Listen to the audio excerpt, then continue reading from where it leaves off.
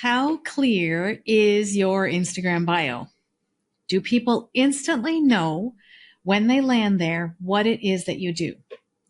In this episode of Unjaded, I'm going to be going through a real life conversation that I had in a boot camp that I was running, where I was helping people to clarify their message.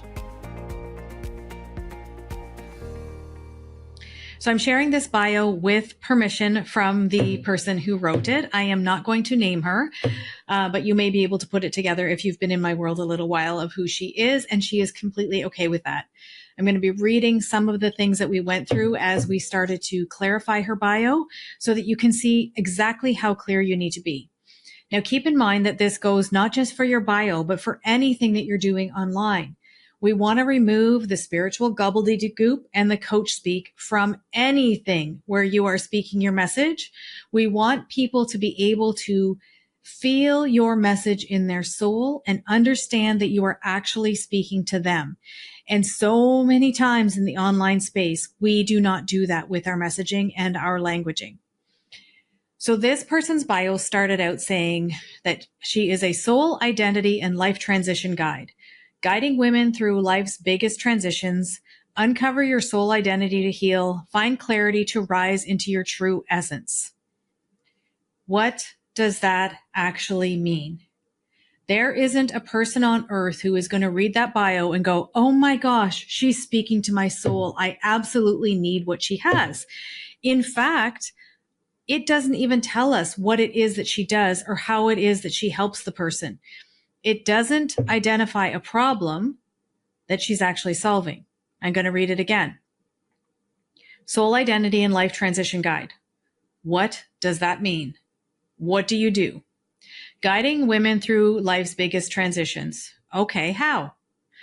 Uncover your soul identity to heal. Do they know that they don't have a soul identity? Do they have a soul identity? What do they need to heal specifically? Find clarity to rise into your true essence. What the heck is true essence? Nobody is laying awake in bed at night, 2 a.m., eyes open, staring at the ceiling, wondering if they could just tap into their true essence, how much better life would be. So she further goes on to say that the problems that she solves specifically are helping women who are transitioning out of restrictive religious or cultural environments or those experiencing a loss of identity. She helps them rediscover their sense of self. She helps them find emotional healing and growth. She helps them cultivate autonomy and self-expression and integrate their spiritual and personal growth. Again, that doesn't really say anything. What I would love to invite you to do is to think about what's actually happening in your ideal client's life. If you were to follow her around all day long, what would you see happening in her life that actually tells you, in this case, that she's going through a big life transition and that she has lost her sense of identity? How does that actually show up in her real life? What happens when she's in line at Starbucks? What happens when she goes to the bank? What happens when she's sitting at her desk? What happens when she's making dinner? What happens when she lies awake in bed at night? What are the things that are happening that tell you that she's in this life transition, that tell her that she's in this life transition, and that she doesn't know who she is anymore? What does that actually feel like in her body and in her psyche? That's what we need to be tapping into. So part of my feedback was that this is what needs to be said. Women who are transitioning out of restrictive religious or cultural environments or experiencing a loss of identity. A lot of the rest of the stuff that I saw her using was softening language. Now, this person is a 3-5 profile in human design. She is someone who has left her religion and was ostracized by her community. This is a big part of her story. And for the 5th line profile, remember that you are here to tell it like it is.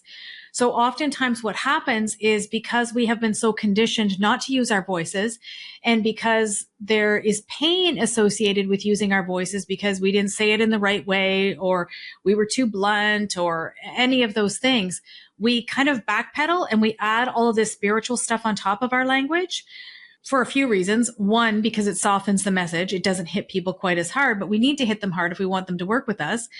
And then 2, because it makes us sound smarter. We can sometimes feel like, well, my God, if I say it just like simple, cut and dried, like I'm talking to an 8-year-old, then that makes me sound like I don't know what I'm talking about. But the reverse is actually true. People need you to speak so clearly. They are already overwhelmed. They are already stressed out. If they're reading your bio on social media, they're looking for help. They're not just there to pass time. They actually want to see what it is that you're doing and how you could help them. So let's make it clear. So we got a little further. I know a little bit more about this story than I'm saying in each of the things here, but you'll get there as we go along. Something like, I help ex-Mormon women untangle beliefs and understand themselves so that they stop feeling lost and confused, fearlessly creating the life that they want.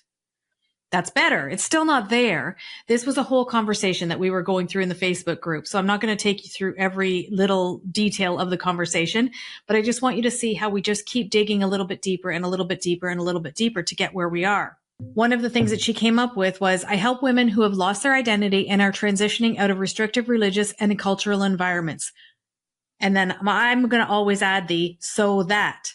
So this bio is missing a so that. People want to know what is on the other side of that. So in the end, what she came up with, and please remember that it's never the end. We are always tweaking our bios and our content online because we're always responding to the needs of our ideal clients. And our ideal clients are always changing because we're always changing. So never think that because you just landed on this thing and this is your bio or this is the tagline that you have on something that you have to have that forever.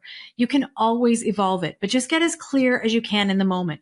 So what she came down to in the end of this long conversation that we had was, I help ex-Mormon women untangle beliefs and understand themselves so that they stop feeling lost and confused, fearlessly creating the life that they want.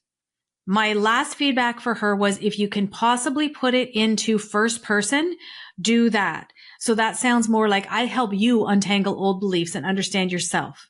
Do you hear how that makes you think, oh, she's here to help me? So then she came to, I help you untangle old beliefs and understand yourself so that you stop feeling lost and start creating the life and the relationships that you want. That is so much more clear. I'm going to read the two of them for you again so that you can see how the clarity moves someone closer to working with you.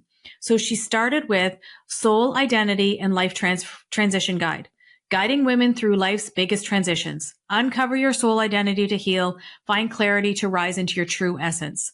And she ended with Ex-Mormon, I help you untangle old beliefs and understand yourself so that you stop feeling lost and start creating the life and relationships you want.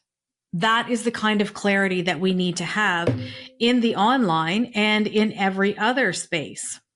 So take a look at your own bio or your own tagline, anywhere where you're speaking online, where you have buried what it is that you actually do in language that the average person cannot understand.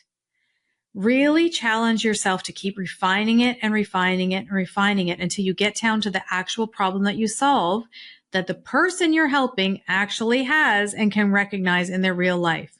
Because they need to be able to read it that way in order to understand that you are the person who's there to help them.